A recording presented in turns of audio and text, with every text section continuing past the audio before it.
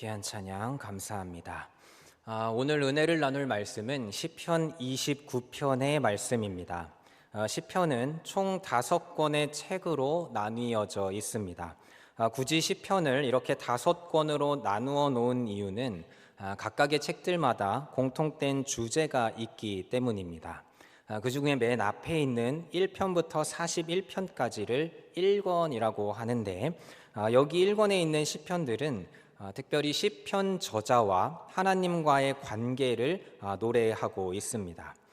시편 8편에 보면 여호와 우리 주여 주의 이름이 온 땅에 어찌 그리 아름다운지요 하는 찬양도 있고, 또 18편에는 나의 힘이신 여호와여 내가 주를 사랑하나이다 하는 고백도 있습니다.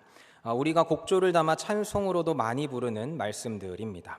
그리고 오늘 찬양대에서도 찬양을 해주셨는데, 우리에게 정말로 익숙한 찬송 23편입니다. 여호와는 나의 목자시니 내게 부족함이 없으리로다 하는 그 노래입니다. 이런 찬송들은 하나님과 저자의 관계가 어떤지를 알려주면서, 그래서 동시에 저자의 삶에 나타난 하나님은 어떤 분이신지 이걸 노래하고 있는 겁니다. 이렇게 시편 1권의 저자는 대부분 다윗이라고 알려져 있기는 한데, 다윗이 하나님을 어떻게 바라보고 있었는지, 그래서 어떤 신앙으로 하나님을 인지하고 있는지를 이 시편 1권에서 노래를 하고 있다라는 겁니다.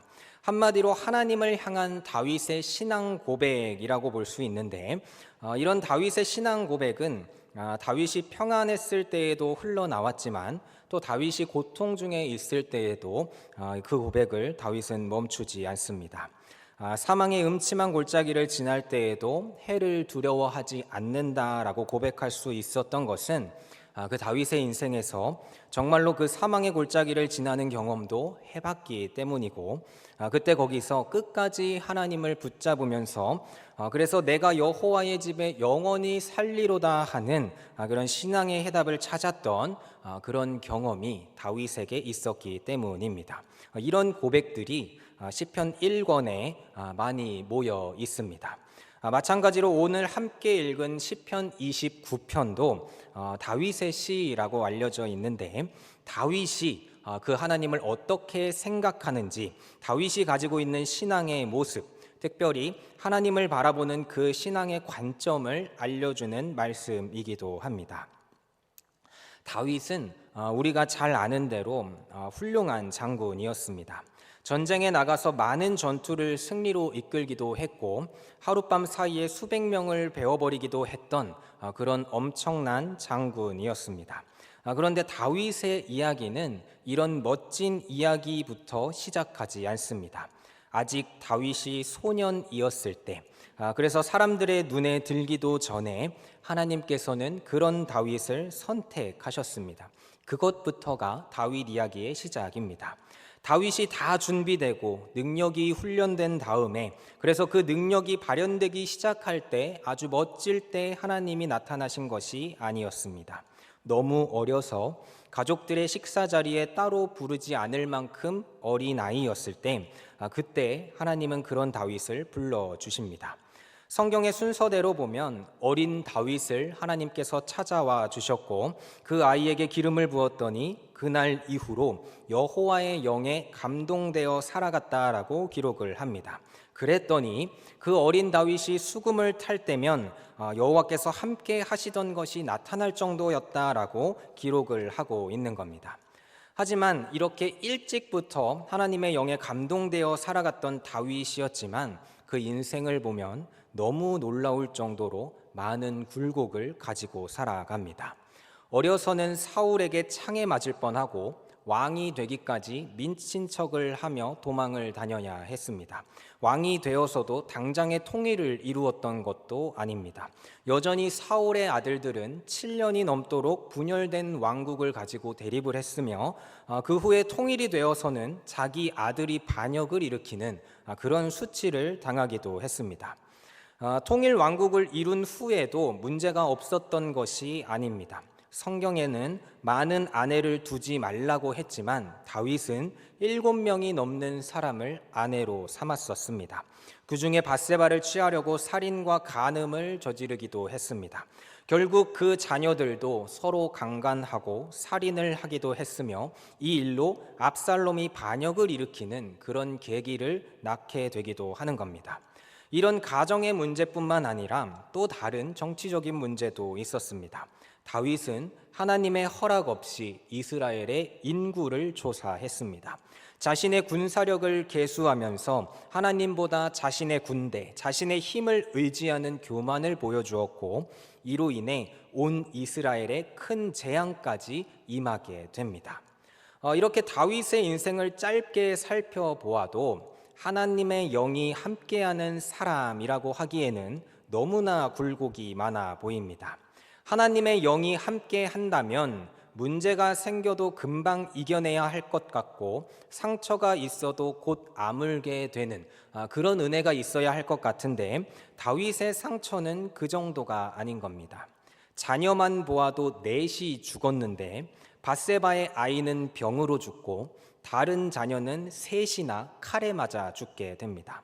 나라는 전쟁이 끊이지 않고 사실상 그 전쟁 때문에 하나님의 성전도 지어드리지 못했습니다.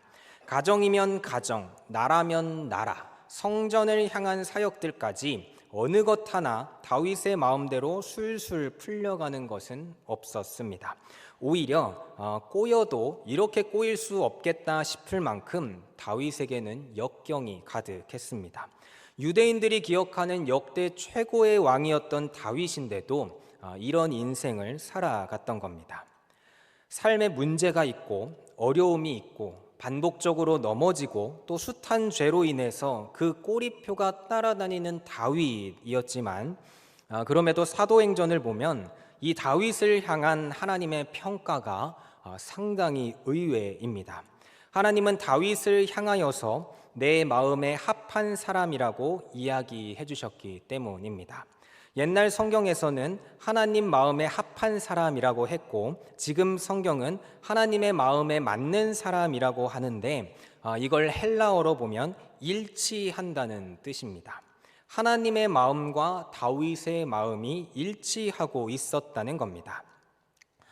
죄인이 창조주 하나님과 일치한다는 것은 이미 존재론적으로 불가능한 일입니다. 그럼에도 하나님께서는 그 다윗을 놓고 하나님의 마음에 합한 사람이다라고 여겨주신 건데 그가 어떻게 하나님의 마음에 합한 사람이 되었는지가 오늘 본문에 너무나 잘 드러납니다. 이 본문을 보면 다윗은 어떤 상황에 있든지 하나님을 찾는 그런 사람이었던 겁니다. 하나님께서는 어떤 상황에서든지 하나님만을 붙들기를 원하시는데 다윗이 바로 그런 사람이었다라는 겁니다. 29편 1절과 2절을 보니까 다윗은 이 세상의 영광을 하나님께 돌려야 한다면서 그 하나님만 바라보며 살아갔습니다. 자신은 죄로 인해 넘어지고 실수를 할지라도 하나님에 대한 분명한 인식이 있어 왔다는 겁니다. 다윗은 그래서 세상에 권능이 있다고 여기는 많은 사람들을 향해서 너희가 누리고 있는 모든 것이 다 하나님의 것이니까 모든 영광과 능력을 하나님께 돌리라고 이야기합니다. 여기서 권능이라는 단어는 신적인 권능까지 이야기한다라고 합니다. 그러니까 세상의 우상들을 등에 업고 우상들의 군대를 이끌고 있던 그 세상의 헛된 군왕들에게 콧웃음을 치며 이야기를 하는 겁니다. 너희 권능 있다고 여기는 자들아, 스스로 얼마나 대단한 능력이 있다고 생각하는지는 모르겠지만 그건 너희 것이 아니고 하나님 거니까 영광과 능력을 하나님께 드려야 한다라고 선포하고 있는 겁니다. 1절에서 영광을 여호와께 돌릴지어다라고 하고 2절에서 또 그의 이름에 합당한 영광을 돌리라라고 이야기하는데 영광을 돌린다라는 말이 3번이나 반복됩니다. 이 표현은 피조 세계에 놓여진 모든 주권이 다름 아닌 하나님께로부터 왔음을 인정하는 최상급의 고백을 담고 있는 겁니다. 우리가 먹고 마시고 또 입고 누리고 있는 이 모든 것들의 주인은 하나님이시며, 그렇기 때문에 이 모든 권세가 하나님께 있음을 고백해야 한다는 겁니다. 앞서 살펴본 대로 다윗의 인생은 절대로 쉽지 않았습니다. 제가 다윗과 같은 상황이었으면 불평을 해도 수천 번은 더 했을지 모릅니다.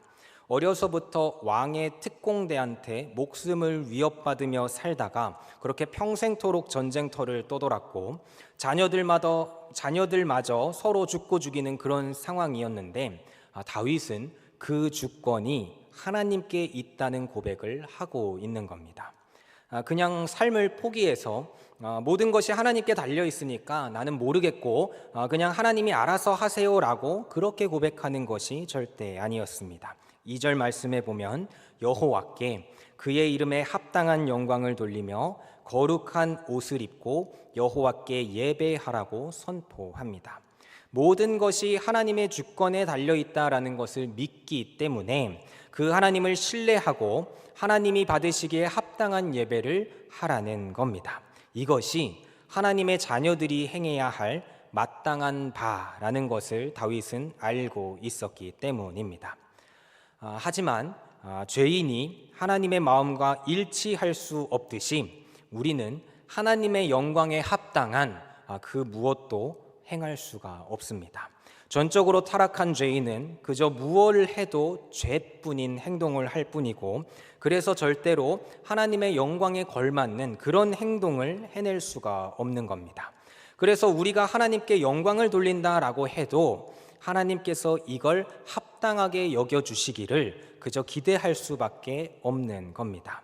하나님께서 다윗을 놓고 하나님 마음에 합당한 사람으로 여겨주셨던 것처럼 하나님께 영광을 돌리는 것 또한 하나님께서 그렇게 받아주시기를, 그렇게 여겨주시기를 기대할 수밖에 없다는 겁니다. 우리가 그렇게 나아가는 것이 믿음이고 하나님께서 그렇게 여겨주시는 것이 은혜입니다. 자격 없는 자들은 자격이 있는 것처럼 여겨주실 것을 믿으면서 그렇게 나갈 수밖에 없는데, 그게 은혜고 그게 예배이기 때문입니다. 이어서 3절부터 다윗은 우리가 예배해야 할 하나님의 위엄을 끊임없이 노래합니다. 애써서 예배할 이유를 찾는 것도 아니고 연구를 해서 어렵게 발견해내는 것도 아닙니다. 다윗이 그냥 눈을 들어보니까 자연 만물에 나타난 그 하나님의 영광을 발견했고 그 위엄을 노래합니다.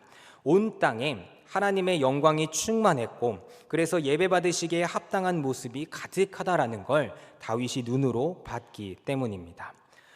우리는 오직 말씀을 통해서만 하나님을 깨달을 수 있지만, 그렇게 하나님을 깨닫고 나면 그 다음부터는 온 세상에 가득한 그 하나님의 흔적들도 발견할 수 있게 됩니다. 죄인이었을 때에는 하나님을 찾지 못하지만 그 말씀을 통해 하나님께서 그 자신을 우리에게 계시해 주시고 나면 그 은혜 안에서 온 세상에 가득한 그 하나님의 손길을 마주하게 되기 때문입니다. 하나님께서는 말씀으로 세상을 창조하셨고, 그래서 그 말씀의 흔적들이 모든 피조 세계에 있기 때문입니다. 이렇게 하나님의 말은 능력이 있고 우리의 말과는 다르게 그 능력이 이 모든 피조 세계에 나타나 있습니다. 우리는 대체로 여기 계신 우리 모두는 우리 말에 별 능력이 없다라고 생각하실지도 모릅니다. 먹고 싶다, 갖고 싶다, 아무리 말을 해봐도 쉽게 이루어지지 않기 때문입니다. 그런데 혹시 군대를 생각해 보신다면 말에 능력이 있다라는 걸 조금은 느끼실 수 있을 겁니다. 제가 군대에 있을 때 저는 직업군인으로 있었기 때문에 제 밑에는 많은 병력들이 있었습니다. 저는 한 번도 이런 사적인 명령을 한 적은 없지만, 만약에 제가 그 병력들한테 내가 마실 물을 가져오라고 명령을 했다면 제 앞에 물 한 컵 정도는 그냥 생겼을 겁니다. 요 정도가 제가 그때 가지고 있던 말의 능력입니다. 또 한 번쯤은 들어보셨을 군대식 농담 중에 이런 게 있습니다. 장군이 지나가다가 여기 보이는 산이 하나 없어졌으면 좋겠다라고 말을 하고 지나가면 나중에 그 산이 진짜로 없어진다라고 하는 농담을 들어보신 적이 있을 겁니다. 이거는 농담으로들 알고 계시지만 농담이 아닙니다. 사실인데 이런 것이 장군들이 가지고 있는 말의 능력입니다. 말에는 이렇게 능력이 있습니다. 하지만 우리가 느끼는 말의 능력은 사실 권력에 가까울지 모릅니다. 마실 물을 가져오라고 말을 해도 물이 창조되거나 물이 샘솟지 않습니다. 누가 가져오는 겁니다. 산을 없어지라고 말을 하면 사람을 시켜서 산을 없애는 그런 정도라는 겁니다. 하지만 하나님의 말에는 진짜 능력이 있습니다. 하나님의 뜻이 말씀으로 선포될 때 그 순간 그 말은 현실이 되어버리는 그런 운동력이 있는 겁니다. 그게 바로 창조주의 능력입니다. 그 말씀으로 온 세상을 창조하셨고 그 말씀대로 우리를 선택하셨으며 그 말씀대로 이 세상을 통치하고 계십니다. 그래서 우리는 이 세상의 피조물들을 통해서 하나님의 뜻을 발견할 수 있고 그렇게 하나님의 흔적을 발견할 수 있는 겁니다. 그래서 다윗이 그 흔적을 바라본 겁니다. 3절부터 다윗이 이걸 노래합니다. 다윗이 눈을 들어 보니까 하나님의 영광이 만유에 가득한 것을 보는 겁니다. 여기서 총 7번이나 여호와의 소리에 대해서 반복해서 언급을 하는데 말씀으로 역사하시는 그 여호와의 능력을 여호와의 소리라고 노래하고 있는 겁니다. 먼저 물을 보니까 그 소리가 물 위에 있고 심지어 영광의 하나님이 폭풍과 우레소리를 내시며 계시는 걸 고백합니다. 이스라엘 땅에서 물이라는 건 생명력과 직결된 문제입니다. 가나안은 광야였고 뜨거운 태양을 마주하며 살아갔기 때문에 이스라엘 백성들에게 물은 너무나 귀한 자원이었습니다. 그런데 그 물을 주관하시는 분이 하나님이신 것을 고백하는 겁니다. 그냥 수면 위에 계시는 정도가 아니라 소리를 가지고 그 말씀의 능력으로 거기 거하시는데 하나님의 영광 가운데 우레소리를 내실 뿐만 아니라 그 물들의 충만한 가운데 계시다는 겁니다. 단순히 하나님의 보좌가 물 위에 위치한다라는 좌표를 의미하는 것이 아니라 하나님의 충만과 하나님의 통치가 그 생명에 가득한 곳에서 힘있고 위엄차게 계시다라는 겁니다. 또 5절에 보니까 여호와의 소리는 이스라엘 영토를 벗어나 온 땅에 역사하고 계셨습니다. 여기서 레바논과 시련이라는 땅이 언급되는데 레바논에는 백향목이 많이 자랐고 또 시련에는 큰 숲이 있었다고 합니다. 성전 기둥으로 쓸 만큼 훌륭한 백향목들이 여호와의 소리로 인해서 꺾여지고 또 시련마저 그 살림을 맑게 만들어 버리신다라는 겁니다. 백향목과 시련의 나무도 하나님께서 먹이시고 입히시면 은혜를 얻지만 그렇지 않으시면 꺾어 부수어질 뿐이다라는 겁니다. 또 이 말씀은 9절과도 연결이 되는데 백향목과 시련의 나무를 들송아지처럼 뛰게도 하시지만 동시에 그들을 끊어버리실 수도 있다라는 그런 능력이 하나님께 있다라는 겁니다. 또 여호와의 소리가 물 위에 있다 그래서 천둥과 물 또 나무 정도만 어떻게 하시는 줄 알았는데 7절에 보니까 여호와의 소리가 화염도 운행하십니다. 화염을 가르신다라는 것은 도구를 가지고 그 불을 날카롭게 쪼갠다라는 의미로 아주 정확하게 그 불을 주관하신다는 뜻입니다. 또 광야를 진동시키는데 광야를 뒤흔들어 심판하실 수도 있다라는 겁니다. 이스라엘 가나안에 젖과 꿀이 흐르게 할 수 있는 그 모든 요소들이 이렇게 모두 다 하나님의 손 아래에 달려 있다라는 말씀인 겁니다. 그리고 마지막으로 다윗은 10절에서 그 하나님의 영광은 이렇게 만유 위에 계신 영원한 왕의 영광이다라며 갈무리를 하는 겁니다. 우리의 모든 권능을 가지고 그 이름에 합당한 영광을 돌리며 예배해야 할 이유가 바로 이렇게 창조주 하나님의 영광 그 자체에 있다라는 걸 다윗이 이 노래를 통해 고백하고 있는 겁니다. 이렇게 우리가 가진 모든 것을 하나님께 돌려드릴 때 그렇게 하나님께 드리고 나면 그때 11절 말씀처럼 하나님께서는 자기 백성에게 힘을 주실 뿐만 아니라 평강의 복으로 함께 하신다라고 약속하십니다. 이미 다 모든 것이 하나님의 것이지만 그 중에 우리에게 허락하신 것들까지 다 하나님께 내려놓으면 그때부터 창조주의 역사가 시작된다라는 말씀인 겁니다. 말씀을 정리하겠습니다.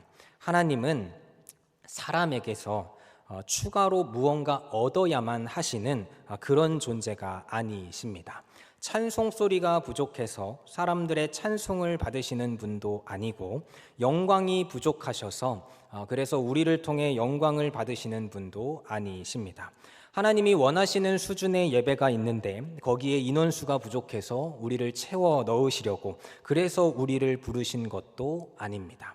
하나님은 스스로 계시며 스스로 완전하신 분이시지만 그럼에도 우리를 부르신 것은 전적인 하나님의 은혜인 겁니다. 하나님께서는 우리와 함께 하시려고 은혜 베풀어 주셨고, 그래서 우리는 그 은혜를 바라보며 하나님께 나아와야 하고, 우리의 모든 것을 드려 그 하나님께 영광을 돌려드려야 하며, 그 하나님이 원하시는 거룩한 옷, 은혜의 옷을 입고 예배할 수 있어야 한다는 겁니다. 우리에게 부어주신 그 은혜의 값이 십자가와 부활의 값이라는 것을 기억하시면서 우리의 삶에 찾아오신 그 은혜를 붙들고 여호와 하나님께 그 이름에 합당한 영광을 돌리며 살아가시는 저와 성도님들이 되시기를 소망합니다. 우리에게 입혀주신 그 은혜를 의지하여 그렇게 예배하는 예배자가 다 되셔서 하나님께서 자기 백성에게 부어주실 그 평강의 복들이 가득 넘치는 그런 삶을 살아가시는 저와 성도님들이 다 되시기를 예수님의 이름으로 소망합니다.